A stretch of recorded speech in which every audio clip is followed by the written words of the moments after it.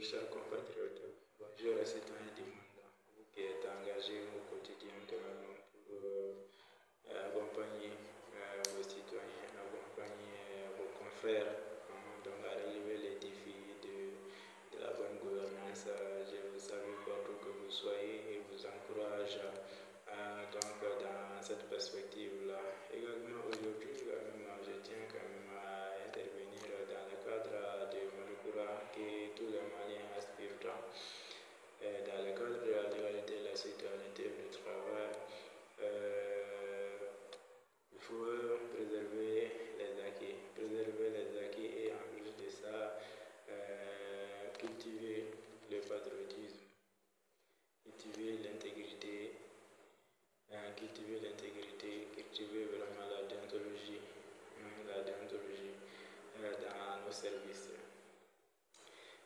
Donc, elle permet vraiment d'avoir un Malikoura digne de confiance, un Malikoura avec une bonne réputation. Donc, en réalité, pourquoi j'ai été cultivé, qu'on doit cultiver l'intégrité, le patriotisme et la déontologie. Si nous cultivons ces éléments-là, elle permet de venir à bout à la corruption. Elle permet de venir à bout au favoritisme injustifié. Elle permet de venir à bout au clientélisme injustifié. Elle permet de venir à bout à la corruption, à la malversation financière, etc. Vous voyez. Donc, en réalité, sans cultiver ces trois éléments, tous les efforts, quelle qu'en soit l'application de la loi, etc., vraiment, elle aura des limites, sans pour autant cultiver ces trois éléments-là, tels que l'intégrité dans nos comportements, le patriotisme dans nos comportements, la déontologie dans nos comportements. Voilà, donc que les services bien faits soient les principes du service. La gestion du service pour vraiment les besoins, les bonheurs vraiment des usagers du service. Vous voyez, donc vraiment une bonne république ne peut pas aller vraiment sans vraiment ne peut pas aller sans un trop bon comportement. Voilà, donc ce que nous constatons par exemple, c'est le népotisme. Quels que soient les efforts conjugués par l'État, quels que soient les émergements pris par l'État pour rendre la gestion transparente du pouvoir public. Vous verrez que vraiment le népotisme, la corruption, etc. vont nuire à l'État. Tout simplement, vraiment, il y a ces principes défectueux depuis des années qui sont là et auxquels l'État, malgré ses efforts, n'arrive pas vraiment à juguler ces préoccupations-là. Vous voyez, donc malgré les efforts en termes de financement, malgré vraiment les efforts d'intervention de l'État dans ces secteurs d'activité, ne n'arrive pas vraiment à venir à bout vraiment ces différentes préoccupations-là. Voilà, donc tout simplement, les questions n'ont pas été posées. Les bonnes questions n'ont pas été posées. Donc les bonnes réponses également ne pourront pas être vues. Donc la plus forte raison, la bonne solution ne peut pas être apportée. Même si les solutions seront apportées, mais ce sera peut-être que des solutions à chaque fois relatives, pas des solutions définitives. Voilà, donc souvent c'est essayer de voir concrètement, il faut vraiment véritablement un véritable changement de comportement, également dans chaque service, dans chaque service pour faire améliorer correctement le fonctionnement vraiment d'un service public, des services d'ailleurs.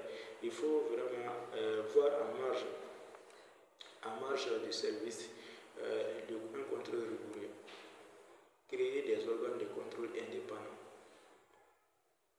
avec des personnels indépendants. Donc, qui ont toutes les qualités intrinsèques pour mener à bien leur mission en termes d'équipement, en termes de déontologie. Ouais, donc dans les efforts de la gestion transparente des pouvoirs publics, il faut créer des organes de contrôle incessants qui vont contrôler incessamment les actions publiques, qui vont agir en toute indépendance.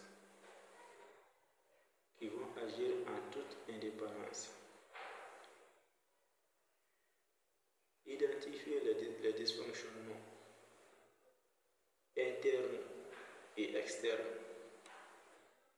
Adopter des mesures idoines. Soumettre ces éléments-là à la loi ou bien à l'organe qui est chargé vraiment de la corriger et appliquer.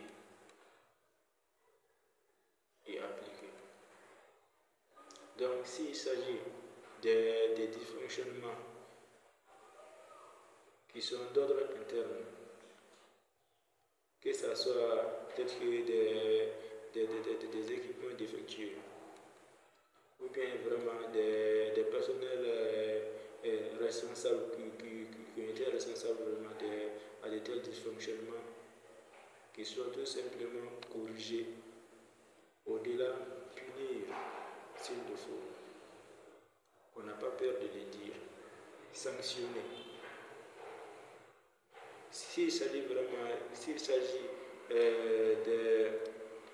des dispositifs, des dysfonctionnements externes, les identifier et chercher le pourquoi, le raisonnement, le pourquoi, trouver des solutions, les corriger et les sanctionner. Elle permet d'avoir la fluidité dans les actions publiques, la gestion transparente des pouvoirs publics et rendre les services au meilleur coût des usagers.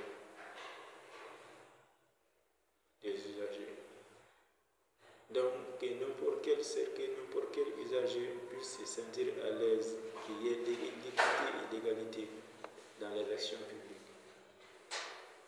L'équité et l'égalité entre les usagers des services publics.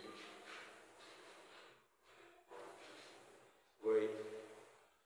Donc, également un élément qui n'est pas qui est appliqué dans nos actions, dans nos actions publiques, dans les organes publics, c'est la mutation.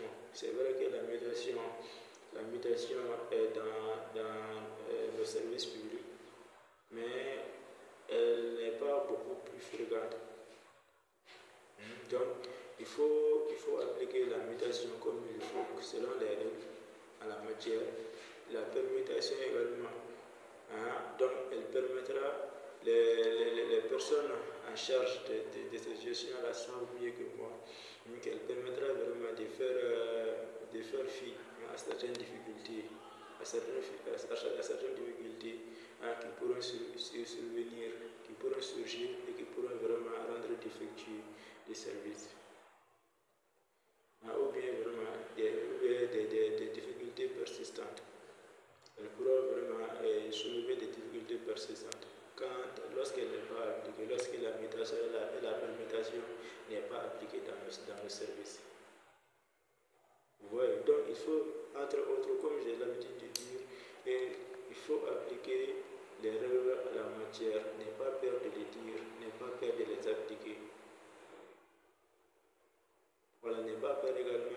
de contrôler.